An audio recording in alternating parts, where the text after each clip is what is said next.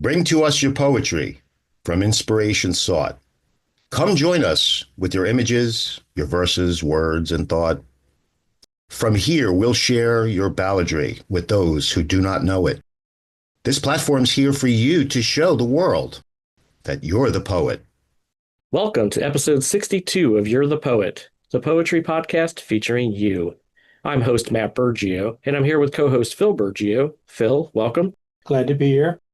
Here at You're the Poet, our purpose is to share our love of poetry with the world and invite you to do the same. We want to start by saying thank you to all of our listeners who have made You're the Poet possible. We hope you enjoy the podcast and the poetry that is shared.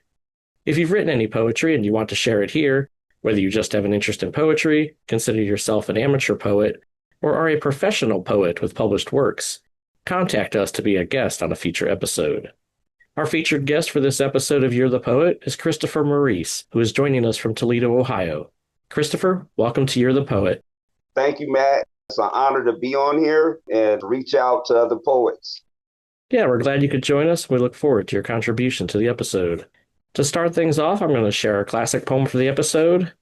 This poem is by American poet, social activist, novelist, playwright, and columnist Langston Hughs. He was born in Joplin, Missouri on February 1st, 1901, and died in New York City on May 22nd, 1967. He's best known as a leader of the Harlem Renaissance.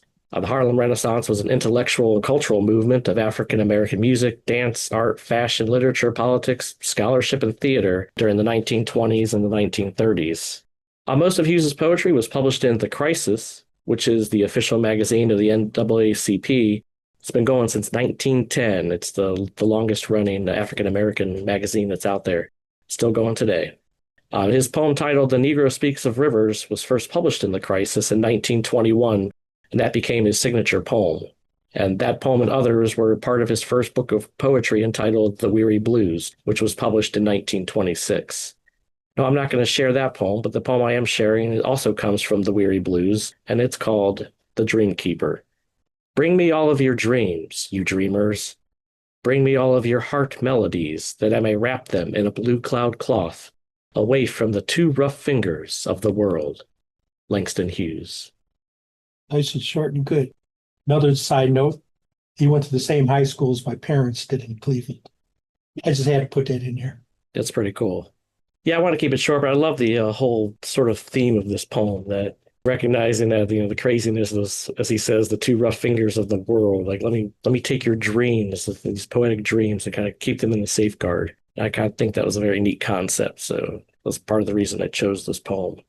I'm familiar with Langston Hughs. I haven't read a lot of his poetry, but it's kind of like one of those poems where just a freestyle thinker, just free of thought and, to be free spirit poem, what I got out of that. Yeah, definitely. And another note about Langston Hughes and his poetry, he was one of the first or early writers of what they called jazz poetry, where they either invoked some symbolism from jazz or even the rhythms and styles of jazz. I found that interesting as someone who enjoys jazz music. I'm going to have to look into some more of his works. Me also. All right, from here, we're going to turn it over to Phil to share his poem for the episode. Okay, this poem is based on a painting that my wife did, I'd say 1966, 67, when we were in high school. It's been hanging on my wall for almost 50 years, and I never really gave it much thought other than, oh yeah, my wife painted that. It's called Reflections on a Painting. Small boy stands in a red striped shirt amidst the trash, amidst the dirt. As he gazes at the rundown shacks, I'm inclined to think of a home he lacks. He is watching from the other side of a ramshackle fence, or is it to hide? From I know not what, nor not who, he stands there with his jeans of blue. The little red wagon empty and bare, should I show concern or even care? Should I try to unravel the painter's design? She had her thoughts and I have mine. The painting has been hanging for 50 years, and all that time I never saw clear. What she meant to show on display, maybe I will, maybe someday. Philip Burgio. All right, thank you for sharing. Now I'm privy to knowing what this picture looks like, or this painting, because I've seen it hanging in the living room. And it's interesting, and I think I've talked to my mom about it, years ago, but I can't remember if she had a design for it, or if it was just a scene she painted. But it's an interesting painting. We'll have to maybe share it on our website or where people can see it. Oh, You have me visualizing or wanting to see the painting now. But I think that's like double art, like you taking something a visual and putting it in word. Feel bad. I don't know the actual term for it, but I believe there's actually a term for that when, like a poem that's inspired by a painting. I believe there's actually a word for that. All right. Well, from here, I'm going to share my poem for the episode. My poem was basically a simple ballad that I wrote. I believe I was either in high school or just out of high school, so years ago. But I wanted to share it because it was recently part of an anthology. The website Zen Brown put together this call for poems that were based on peace. And I thought, well, this poem kind of follows that. It was a call for peace. So I decided to submit it for the anthology, and it was chosen. And so it appears in the anthology called Peace Please. So it's a poetry anthology called Peace Please, and it can be found at zenjenbrown.com. But anyway, my poem is called Follow the Dove. Follow the dove. The white dove flies above us all, encircling the earth. It hopes to land and comfort all by giving peace its birth. If all would join and spread this peace, without their gripe and groan, then in a better place to live and grow, society'd be thrown. Problems would just fizzle out like countries fighting wars. People would just get along and open up their doors. The stress of life would be reduced from worries to pure joy. With peace on earth, there'd be no race by every girl and boy. It would be great to rid the world of hate and fear and crime, but many have to work this out and dedicate their time.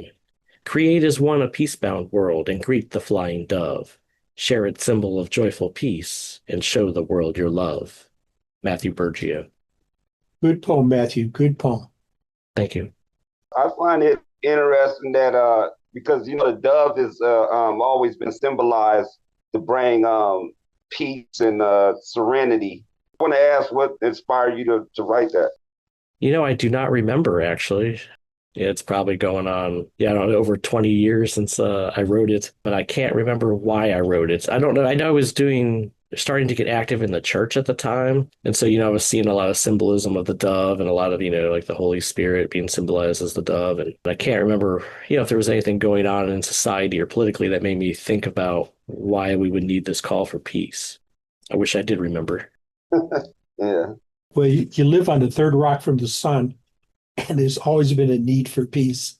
Truth. All right. Well, from here, we're going to turn to our guest portion of the episode.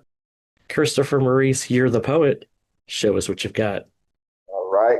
This first poem I'm going to share, Hustler. I didn't want it to be a typical piece of, when you hear the word hustler and you kind of already got this kind of like rap theme of what it is. So I wanted to get this the different side of it. So I'm going to give it to you like this. Shady people in the night, accumulate all we can. Night lights shadow the customer, collect writ like the ant. The moon screams murder. Lord knows the sins of the dark. Future rides on the next sale. Get cash is the objective. Desperate measures is the subjective. Brain calculates ahead of time. Excitement urges the thought for profits. Fold funds in different pockets. Phone calls lead to transitions in other zones. Elude the losses or the purpose is defeated. Broke all along. Flamboyance becomes part of the climb. Lack of chips is on the mind all the time. Sunlight displays all to see. The neighbors know the secrets. Time is randomly pursued. Opulence is sought after. The law is on the chase. Criminal charges I'm not trying to face. Competition for sales moves at such a pace. The streets is my occupation. Pagers buzz my hip. Traffic must be a fade. Harlots increase the worth. Get all you can before sunshine. Light brings to life the grind. Hustlers chase cascades into a monotonous pursuit. Characters scheme for the loot. Who went to jail is old news. Different cities, same stage. Dead end road is a cage. Materials compulse and addiction hard to phase. The ambitious dwindle as time is suddenly erased. Christopher Maurice. All right. Thank you for sharing. Thank you. I liked your presentation of that, and also, like you said, when you say hustler, you have as like these preconceived thoughts of what that is. But I thought you did a great job of capturing this kind of like the night scene or the night the night hustle, really. Yeah. I haven't recited in a while. It's felt kind of rusty. Oh, that's all It right. flowed good, sounded good. Yeah. Thank you. All right. Well, before we go on to the next poem, tell us a little bit about your poetic journey. I've always been a good writer, but I want to say at one time, I was living a life of crime. And when I caught my last case, I was, done with the streets. And I just started writing. I feel like it was a release. I was in Los Angeles County Jail. It was a lot going on. And my first poem that I wrote was called Desperation. Just to be away from all the chaos that was going on in the county jail, I was writing 4 or 5 poems a day. And before I know it, like within a month, I had like 150 poems and letting people read it. And it's like, man, you got a little bit of talent. So, I kind of just went with it from there. That's pretty cool. I was going to ask if some of this came from life experience because the way that sounded and everything, I thought, man, this sounds like this is from a guy who sort of lived this life of the streets. Yeah. Very cool. Did you have anything you wanted to promote as far as social medias, or if you got anything else out there project wise for poetry? Well, I post my poems on all the poetry sites, and at one time, me and Susan, who has Wildfire Production, she was supposed to publish me, and she ended up getting sick, and just some life happens, you know what I mean, and some things happen, but I'm back in pursuit of wanting to be published, you know what I mean. So I'm getting that all together. I have some people at work that want to help me type up my work and put it on a flash drive and, take it from there. Very cool. Yeah, keep pursuing that. That's good. Yeah, keep going. Yeah, once that comes out, if you ever get it together and you want to come back on and promote it, let us know. We'll have you back on as a guest. Well, definitely. I mean, this is the first podcast I've been on. So, I definitely want to reach out and show my love and be connected. Okay, you got another poem for us. Yes, this one is Haters Anonymous, part 2, the hate crime theme. And yeah, this is from experience too. I want to say this is one of my most explosive work because I had a lot of passion and a lot of, experience with it. So I'm going to give it to you right here. Is it my eyes, my lips, or my smile? Is it my hustle, fancy clothes, or the women that have liked me for a while? I don't know. You tell me. You're the one with the weakness that real players can see. Man, I'll be about my business, hustling hard, chasing paper. That green, you know what I mean. But now you caught up in the material things you see, or better yet, my personality and character, something you can't be. Boy, I bet you pray for my downfall, huh? Hating every time you see me, wishing I was dead or locked away for life with no get back. Now you know that ain't right. All hail the mighty judge. Can't you see that there's a big problem in America, stronger than alcohol and drugs? And it's called hating. See, hating is a disease that should be recognized like bugs and fleas. It's contagious, so outrageous, it's out of hand, hard to stop. I have to slow down, keep my game tight, and drop the haters that are in players' clothing, portraying to be real players, but I know they're nothing but real haters. Traitors to this game that was taught by our mentors and inventors of triggeration, manifestation, and it brings a positive vibration to our communities and those who open their eyes to see. Players up, haters down. These haters are vicious, poisonous, and venomous creatures that need to be tamed and sent to Haters Anonymous. And this is by me, Christopher Maurice. All right, thank you. Some good lines in there, like that. The haters that are in players' clothing portraying the real players, but I know they're nothing but real haters. I love that line. Yeah, you read that with a good flow. That was good. It's a lot of emotion in that too. When I wrote that, it was one of my earliest poems at the Desperation, and it had that flow. I had a lot of passion in it, and it kind of just flowed like that. Well, it came out, so that's good.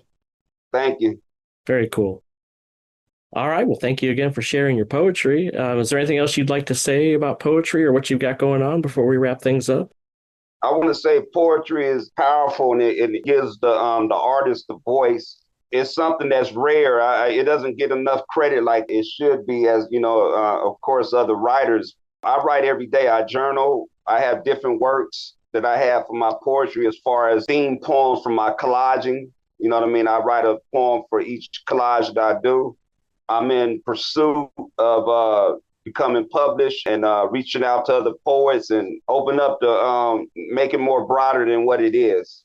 Great. Yeah, and we'll do what we can to help promote you. As I always tell our guests, if you get a chance to find us on Facebook, which I think you already have, I think that's how I found you, was on our You're the Poet community page. But there's also just the podcast page, the You're the Poet. If you got stuff going on, anytime we see our guests doing something, we'll often share it to our page to help promote you guys. And like I said before, if you get that book out, let us know. There'll be other opportunities to come back on the podcast as well to be a part of the community. I appreciate that. I appreciate you guys reaching out. Like I said, I feel honored. This is the first podcast I've been on. Oh, we're happy you came on, and hopefully you'll get a chance to be on other podcasts and spread your poetry out there to the world. Sounds great. Right, we don't have any feedback for this episode, but I did want to make a note. I wanted to give a shout out to Tara Hicks, episode 52 guest of You're the Poet. She's been helping us a lot with our social media stuff, especially Facebook, with being a moderator on the community group. So thank you, Tara, for helping us out with that. It's been a big help to me. So I want to give you a shout out there. All right, as we wrap things up, we want to let our listeners know that we're grateful that you've taken the time to tune in. We hope you're enjoying the poetry shared here. And if you haven't already, please subscribe to the podcast and share it with others. If you would like to support You're the Poet and what we're doing here, there are a couple of ways to help. You can find links on our website to our Buy Me a Coffee patron site, as well as our You're the Poet store, where you can buy You're the Poet merchandise and share your love of poetry with the world. Thank you for your support as we continue to grow. Please check out our website and various social media outlets to keep up to date with You're the Poet. You can find us on Facebook, Instagram, YouTube, and our website, you'rethepoet.com. Until next time, Phil, thanks for joining us. Anytime. Christopher, thanks for being our guest. Honor. Thank you both. Goodbye.